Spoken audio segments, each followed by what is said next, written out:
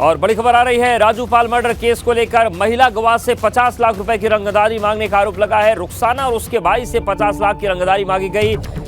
Mafia Atiq Ahmad के गुर्गों पर रंगदारी मांगने का आरोप है। रंगदारी नहीं देने पर जान से मारने की धमकी देने का आरोप लगा है।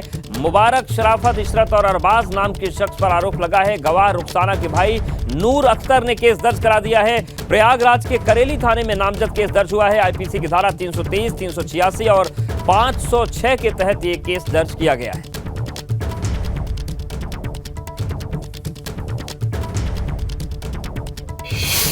चलिए सीधे रुख करते हैं लखनऊ का। प्रधानमंत्री नरेंद्र मोदी के 9 साल के कार्यकाल पर इस वक्त संवाद हो रहा है और प्रेस कॉन्फ्रेंस हो रही है। सीधे रुख करते हैं।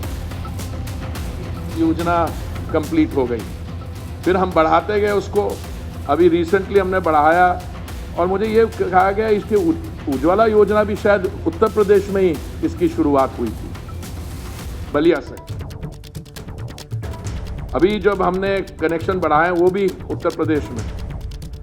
और उज्ज्वला योजना अभी 9.6 करोड़ है टोटल। कुछ सजेशन भी है इसको 10 करोड़ तक ले जाया जाए, पर इसके जब अप्रूवल होंगे। और मुझे बहुत खुशी है कि उत्तर प्रदेश में 1.75 करोड़। देखिए, ऊर्जा सेक्टर में कंप्रेस्ड बायोगैस प्लांट्स, अब हम एथेनॉल बना रहे हैं।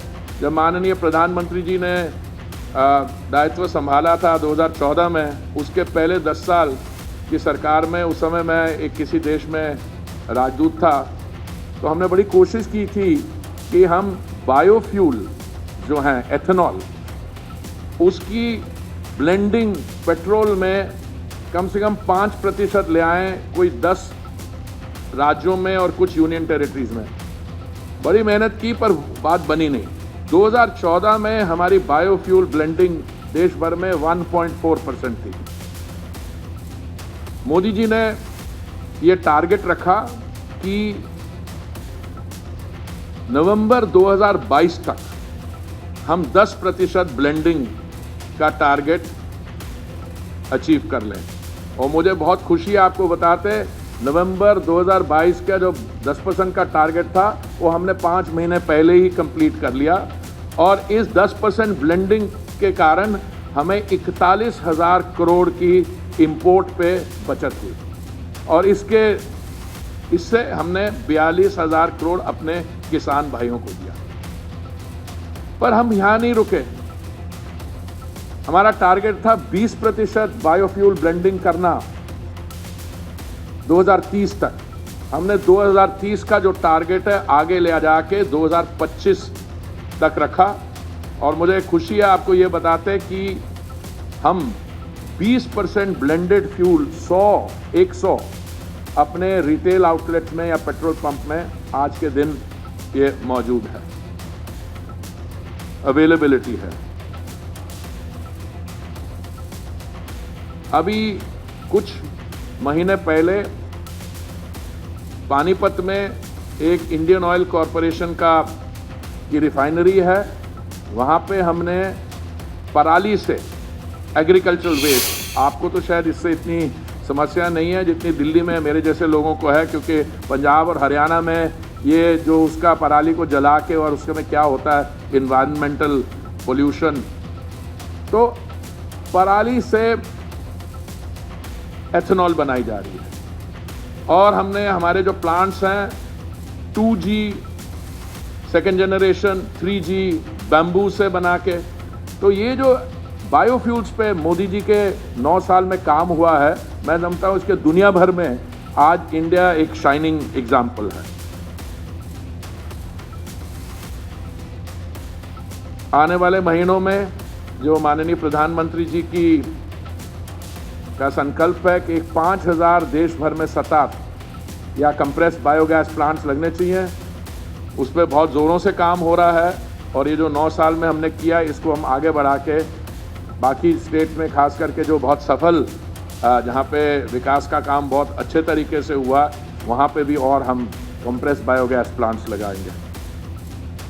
अब मैं हेल्थ सेक्टर पे आना चाहता हूँ।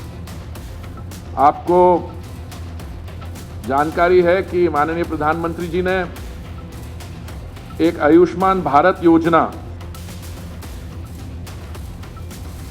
बनाई, जिसके तहत हर परिवार, खास करके जो इकोनॉमिकली वीकर सेक्शंस हैं, उनको एक वर्ष में 5 लाख रुपए की सुविधा मेडिकल डायग्नोसिस करवाने के लिए, दवाइयों के लिए, इलाज करवाने के लिए, पोस्ट ऑपरेशन केयर के लिए 5 लाख रुपए तक की फैसिलिटी है। और भाइयों बहनों, देखिए, देश भर में आयुष्मान भारत योजना का लाभ 37 करोड़ लोगों को मिला और मुझे बहुत खुशी है, जिसमें 1,41,90,000 उत्तर प्रदेश में इसके लाभार्थी हैं। आगे मैं कुछ और मैं बहुत डिटेल में नहीं जा सकता, क्योंकि हमारे पास जो समय दिया गया, आपको ये जो पावर पॉइंट प्रेजेंटेशन, इसकी हार्ड कॉपी तो मिल ही जाएगी। बाकी जो योजनाएं हैं, प्रधानमंत्री किसान सम्मान निधि 11 करोड़ देश में लाभार्थी, जिसमें उत्तर प्रदेश में 2.6 करोड़, प्रधानमंत्री कौशल विकास योजना 1.37 करोड़, आपके यहाँ 15 लाख। सारी जो योजनाएं हैं बहुत तेजी से देश भर में और उत्तर प्रदेश में इंप्लीमेंट हो रही हैं।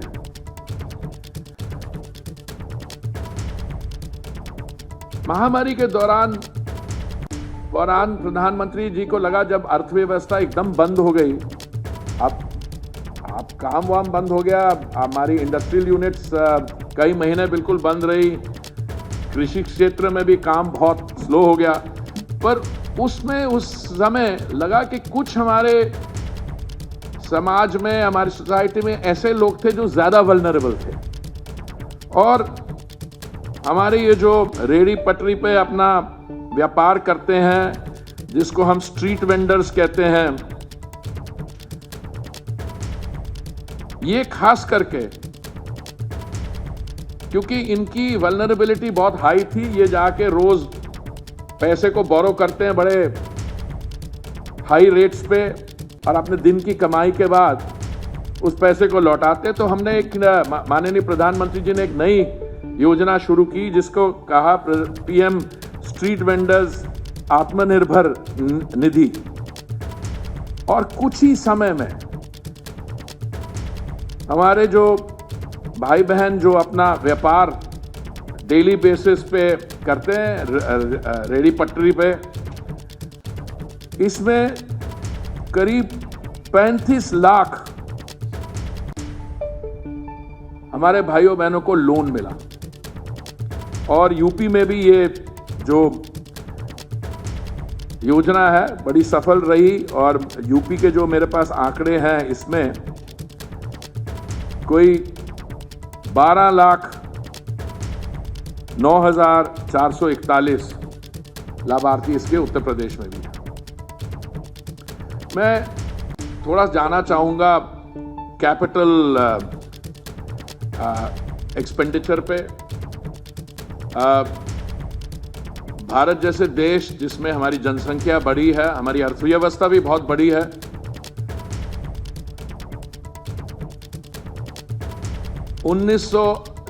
2014 में हम ग्लोबली 10वें स्थान पे थे अर्थव्यवस्था में। पिछले 9 सालों में मोदी जी ने 10वें स्थान से लेके हमें 5वें स्थान पर पहुंचा दिया है। पर इसके पीछे कुछ ऐसे आंकड़े हैं जो मैं समझता हूं समझने की जरूरत है। इस समय हमारी जीडीपी जो है 3.48 ट्रिलियन यूएस डॉलर है। पर आप हमारे से जो थोड़े आगे हैं देश, उनको आप देखिए, उसमें से जर्मनी है और जापान है। एक की 4.1 ट्रिलियन है और दूसरे की जीडीपी 4.3 ट्रिलियन है। अगर हमारी प्रोजेक्शन रेट ऑफ ग्रोथ जो आईएमएफ, वर्ल्ड बैंक वगैरह, हम जो दावा करें वो नहीं, अगर उनके भी फिगर लें तो हम बहुत ही जल्द मैं समझता हूं 1-2 साल के अंदर हम दुनिया में तीसरे स्थान पे भारत की अर्थव्यवस्था होगी। देखिए 3.48 ट्रिलियन से 5 ट्रिलियन जो हमारा टारगेट था 2025 तक, वो तो कोई मुश्किल लग नहीं रहा। अब लोग कह रहे हैं कि 2028 तक हम कोई 6-7 ट्रिलियन पे हो जाएंगे और 2028 से लेके 2040 तक, अमृतकाल से पहले, हमारी अर्थव्यवस्था जो होगी 28 ट्रिलियन डॉलर की होगी। इस समय यूनाइटेड स्टेट्स ऑफ अमेरिका की जो इकोनॉमी है वो 20-22 ट्रिलियन होगी, चीन की इकोनॉमी होगी कोई 15 ट्रिलियन। जब हम 10वें स्थान से 5वें स्थान पे गई तो हमारी पर कैपिटा इनकम जो है वो दुगनी हो गई। अगर ये प्रोजेक्शंस ब्रॉडली भी ठीक हैं तो हमारा जो पर कैपिटा इनकम है वो जो डबल हुआ ये 6 गुना और 8 गुना होगा। अब हम इंफ्रास्ट्रक्चर पे आए तो मैं ज़्यादा समय नहीं लूँगा, पर आपको ये कहूँगा कि पिछले साल से इस साल हमारे बजट में 30% केंद्रीय मंत्री हरदीप पुरी इस वक्त 9 साल के शासन की बात कर, उपलब्धियों की बात कर रहे हैं। और बात करते हैं विधान परिषद के 2 सीटों के लिए वोटिंग की। शाम 4 बजे तक दोनों सीटों पर वोटिंग जारी है और भाजपा से पद्मसेन चौधरी मानवेंद्र सिंह प्रत्याशी हैं, सपा से रामजतन राजभर और रामकर निर्मल मैदान में हैं। आपको बता दें कि विधान परिषद की ये 2 सीटें इस साल 15 फरवरी को भाजपा के मंत्री लक्ष्मण प्रसाद आचार्य के इस्तीफे देने और बनवारी लाल दोहरे के निधन के बाद खाली हुई थी।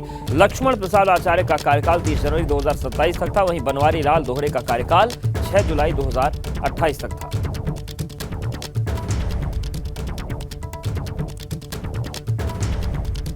तो विधान परिषद में 2 सीटों के लिए मतदान इस वक्त चल रहा है और विधान परिषद की ये 2 सीटें जो हैं वो एमएलसी लक्ष्मण प्रसाद आचार्य का इस्तीफा देने के बाद और बनवारी लाल दोहरे के निधन के बाद खाली हुई थी। लक्ष्मण प्रसाद आचार्य का कार्यकाल 30 जनवरी 2027 तक था, वहीं बनवारी लाल दोहरे का कार्यकाल 6 जुलाई 2028 तक था।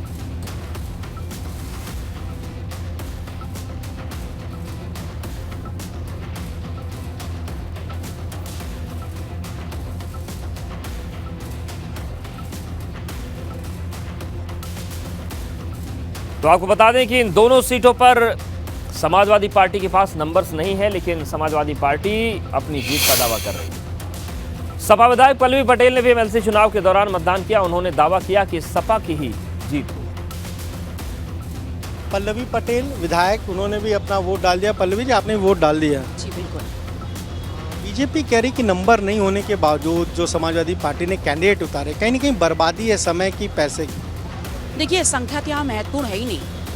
ये लोकतंत्र का सबसे बड़ा उत्सव है और इसमें संख्या से ज़्यादा महत्वपूर्ण होता है विचारधारा की लड़ाई। यहाँ लड़ाई दलित, शोषित, पिछड़ों के नाम पर है। तो अगर है तो मैं तो यहाँ पर भारतीय जनता पार्टी के विधायकों का भी आह्वान करूँगी कि अगर आप अपने आप को इस विचारधारा के समीप पाते हैं, आपके अंदर ये विचारधारा है, तो आइए वोट करिए इस विचारधारा के नाम पर। एमएलसी चुनाव के लिए फिलहाल वोटिंग जारी है। भाजपा जहां दोनों सीट पर दावा कर रही है, वहीं सपा भी अपनी जीत का दम भर रही है। हम लोग भारी बहुमत से विजयी होंगे। चुनाव है तो इस प्रक्रिया में हम सब लोगों ने भाग लिया है और जब नतीजे आएंगे तो भारतीय जनता पार्टी के हमारे दोनों प्रत्याशी बहुत भारी बहुमत से जीतने जा रहे हैं। उनके पास में आधे नंबर के भी, हमसे अगर देखा जाए तो आधा भी उनके पास में बहुमत पूर्ण नहीं है। देखिए, जीत सुनिश्चित है। भारतीय जनता पार्टी की जिंदाबाद, नरेंद्र मोदी जिंदाबाद, योगी आदित्यनाथ जिंदाबाद। देखिए, टेंशन तो कोई रहती नहीं मोदी और योगी के युग में, क्योंकि इतना काम हुआ है। उस नाते आज की डेट में हमारे बहुत विधायक हैं, आज की डेट में हमारे बहुत लोग हैं। तो विधायक जब संख्या इतनी है तो फिर कहाँ चिंता हो रही। विदेश में आप देख रहे होंगे अल्पसंख्यक, पिछड़े और दलित लोगों के साथ अन्याय हो रहा है, अन्याय हो रहा है और झूठे दिखावा हो रहा है भारतीय जनता पार्टी की ओर से। तो मैसेज भी तो देना है, हार जीत कोई माने नहीं रखती है। उनके कहने से ना कहने से कोई हम वोट डालने से रुक जाएंगे? क्या मान लिया हम लोगों को जो चुना है, लोगों ने क्या गलत चुना है? जनता ने चुना, हम विधायक बने, विधायक ने अपने वोट का उपयोग करेंगे। इनकी कोई परंपरा है? परंपरा थी कल लोकसभा में जिस तरह संसद में क्या हुआ वहाँ काम। वहीं एमएलसी चुनाव के दौरान वोटिंग के लिए पहुंचे अखिलेश यादव ने सरकार पर जमकर हमला बोला। उन्होंने राजभर पर भी निशाना साधा। अब तो सरकार के 10 साल हो गए, 10 नंबरी हो गई सरकार। 9 साल पूरे हो गए तो इसका मतलब 10 नंबरी हो गई सरकार। क्या उपलब्धि है सरकार की? जिस समय बनारस को 24 घंटे बिजली दी गई थी, उस समय उत्तर प्रदेश के लिए कहा गया था कि कोटा बिजली का बढ़ाया जाएगा। ये सरकार कोटा नहीं बढ़ा पाई 9 साल वाली सरकार से। परंपरा तो ये है कि पिछड़ों को जिताया जाए, पिछड़ों को जोड़ा जाए, बहुजन के साथ अन्याय ना हो। हमारा संविधान ये कहता है, और संविधान में जो अधिकार मिलते हैं, क्या भारतीय जनता पार्टी लगातार उन अधिकारों को नहीं छीन रही है? मन चाहिए अपने लोगों को यूनिवर्सिटियों में भर्ती करना, नौकरी उन्हें देना। आप नौकरियां छीन रहे हैं, अवसर छीन रहे हैं, रोजगार नहीं दे रहे हैं, तो आखिरकार ये समाज जाए कहाँ? और फिर सबसे ज़्यादा आप डंका पीटते हैं इस बात का कि पिछड़े और दलितों के लिए हम काम कर रहे हैं। आप जाति जनगणना नहीं कराना चाहते? आप सामाजिक न्याय से क्यों भाग रहे हैं? क्या बिना जाति जनगणना के सामाजिक न्याय संभव है? क्या सबका साथ सबका विकास संभव है बिना जाति जनगणना के? ये बड़े सवाल हैं जिससे भारतीय जनता पार्टी भागना चाहती है। बहुतों ने हमारी पार्टी के कई लोगों से संपर्क किया और चुपचाप मिल भी आए, और कम से कम वो लोग एक्सपोज तो हों जो पिछड़े और दलितों के नाम पर धोखा दे रहे हैं, और इसी चुनाव में एक्सपोज हो जाएंगे। वहीं डिप्टी सीएम केशव प्रसाद मौर्य ने अखिलेश यादव पर करारा हमला बोला है। केशव प्रसाद मौर्य ने कहा कि एमएलसी उपचुनाव में उम्मीदवार उतारना अखिलेश यादव की अपरिपक्वता दर्शाता है।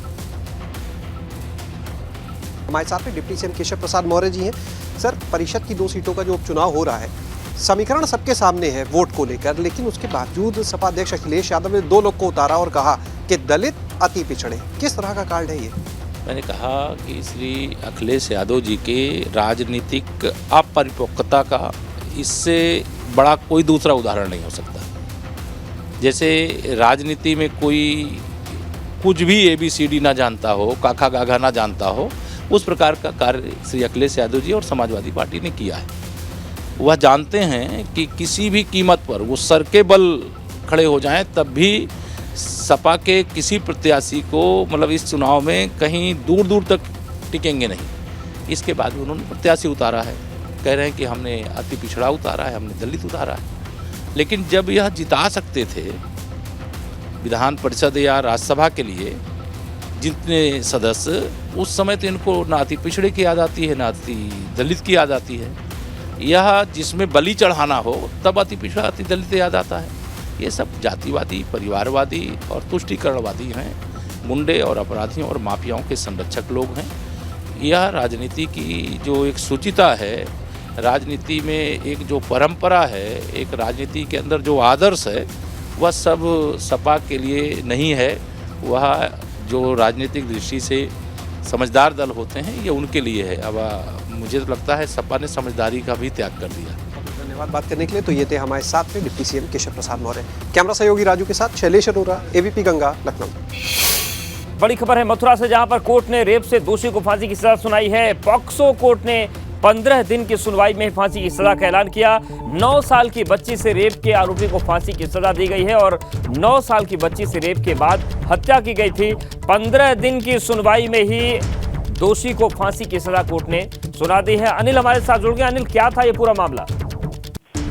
जी मैं बता दूं, ये पूरा मामला है मथुरा के यहाँ पर औरंगाबाद क्षेत्र का है, जहाँ पर 9 साल का एक बच्चा था जो दुकान पर गया था। वहाँ पर दुकान पर काम करने वाले एक वर्कर ने उसके साथ ये दुष्कर्म किया था और उसको पॉस्को एक्ट के तहत यहाँ पर मुकदमा दर्ज किया गया था और उसका ये जो आरोपी था उसको पुलिस ने गिरफ्तार कर लिया था। मात्र 15 दिन के अंदर ये ऐतिहासिक फैसला मथुरा कोर्ट ने सुनाया है कि ये पॉस्को कोर्ट न्यायालय ने इतिहास रचा है इस बात का कि 15 दिन के अंदर ये जो मामला था उसमें सजा सुनाई है और अभी उसको यहाँ पर हिरासत में ले लिया गया था। पहले से ही वो पुलिस हिरासत में था, अब उसको यहाँ पर फांसी की सजा सुनाई गई है। जी धन्यवाद अनिल, आपका जानकारी और अपडेट्स को देने के लिए। वहीं ग्रेटर नोएडा वेस्ट की हाई राइज सोसाइटी में युवक की दबंगई सामने आई है। मुक्का मारकर लिफ्ट का पैनल तोड़ दिया। सीसीटीवी में युवक की दबंगई कैद हुई है। बिसरक थाना क्षेत्र की सुपरटेक इको विलेज 1 सोसाइटी का यह पूरा मामला है। तो ग्रेटर नोएडा वेस्ट की हाई राइज सोसाइटी में युवक की दबंगई देखने को मिली है। मुक्का मारकर लिफ्ट का पैनल तोड़ दिया। सीसीटीवी में युवक की दबंगई कैद हो गई है। बिसरक थाना क्षेत्र की सुपरटेक इको विलेज 1 सोसाइटी का एक पूरा मामला है। आप देखिए किस तरीके से वो मुक्का मारकर पैनल तोड़ रहा है और ये सीसीटीवी तस्वीरें सामने आ रही हैं। तो हाई राइज बिल्डिंग की तस्वीर आप देखिए किस तरीके से लिफ्ट का पैनल उसने मुक्का मारकर तोड़ दिया।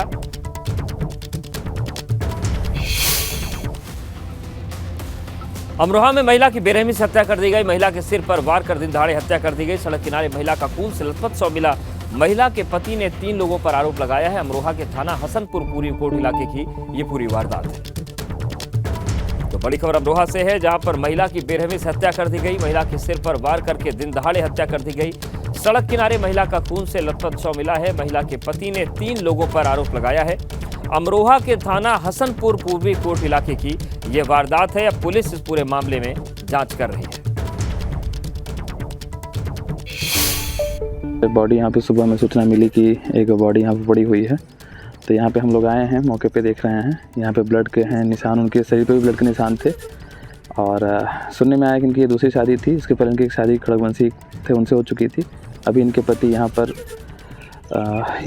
बिट्टू हैं, उनसे जिनसे शादी हुई है। और जो बॉडी है इसको मोर्चरी पहुँचवा दिया गया है पोस्टमार्टम के लिए।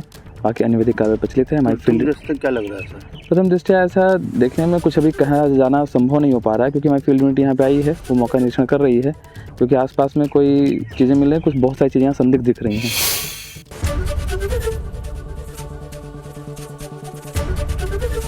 एबीपी गंगा, खबर आपकी, जुबान आपकी।